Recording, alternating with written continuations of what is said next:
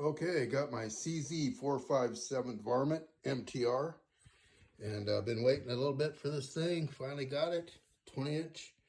Got a few things I'm gonna be putting on it. Area 419, a couple different products. First thing I got to deal with is this bipod. I'm going to be putting the UTG big bore bipod on that thing, and got a magazine. I'm going to get some magazine extensions. I understand you get those. I got a hold of some SK. Have not fired any SK. So I'm going to give this stuff a try, see which one it likes best, and head off to the range. But I got to get it all dialed in. Probably end up putting my Mueller 8x32x44 to start with. And I might end up putting my my Arken on there. We'll see. But I do like that target dot. Okay, I'm out here in the garage. It's about 1:30 a.m. It's supposed to be really nice tomorrow, like in the 60s. So I got to get out there. Christmas Eve. So these are the screws they give you and the little zerts, you know, the push screws. With this particular stock, they don't give you a lot of room in there. And it isn't bedded, but it's awfully close. I was able to slide a dollar bill in there. And a heads up, this doesn't come torqued. I think that's 30. I'll look it up before I torque it. But it was not torqued, and the barrel was off. There was, you know, a fatter line on one side, and I was like, oh, man. And I just kind of grabbed it and gave it the old chiropractic tweak, and I noticed it was loose. So I guess they want you to torque that. It wasn't at torque specs. This is what I ended up doing with this thing. Not a big deal. I'm going to paint those black. They sit flush once tight. I got some lock washers on there with a regular washer, and I think that's going to be sufficient. So I marked them with some black pen. I'm going to Dremel them. What I did is I did ream these holes with the fattest bit I could find. Where's that drill? With this big sucker. And got that drilled out a little bit. And then I used my Dremel and Dremeled a little bit with this guy. And got a nice hole there. And I'm countersunk perfectly. And I think I'm going to be just fine. And I'm going to paint the heads of these black. And they sit down nice. They're going to crank down a little more.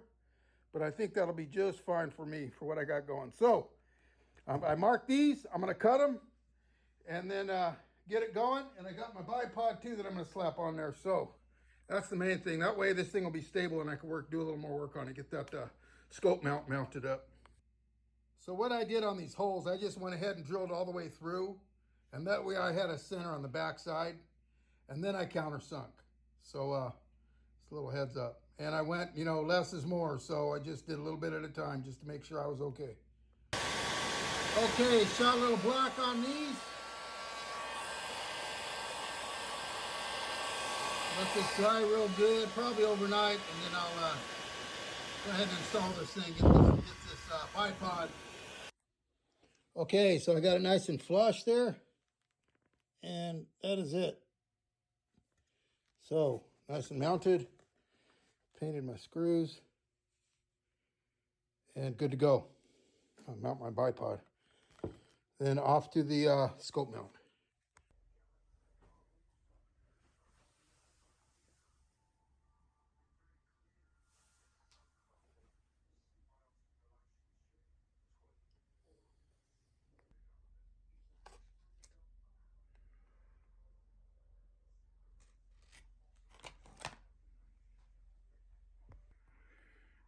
Okay, not too bad on this. It is very tight. You do have to bang it on. I didn't want to hit it with a soft hammer or whatever, so I used my palm.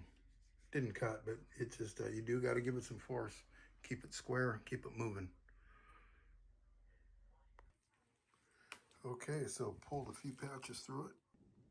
Okay, guys, so got it all installed on there. Hopefully this helps someone that's wondering if it's going to work and how it's going to work. I did use the original holes that they got, those two. They're just basically self-tapped into the wood sling holders, which is pretty lame for a heavy rifle like this. But it would have been nice if they were tapped and they come out with a, you know, something like Victor, my Titan 22. They have it pre-tapped, and you can go in there with regular screws, and they actually have a rail that goes onto it, but they don't on this CZ. So you got to make do a little bit, and I think it's going to work just fine. Got my scope mount on there, and I'm gonna go with some low rings, and I am gonna go with the Arken SH4J. Got one coming on that, so pretty excited. Can't wait to get out to the range and do a follow-up on this with some of that SK and see how it fires out of this beauty. So thanks for watching.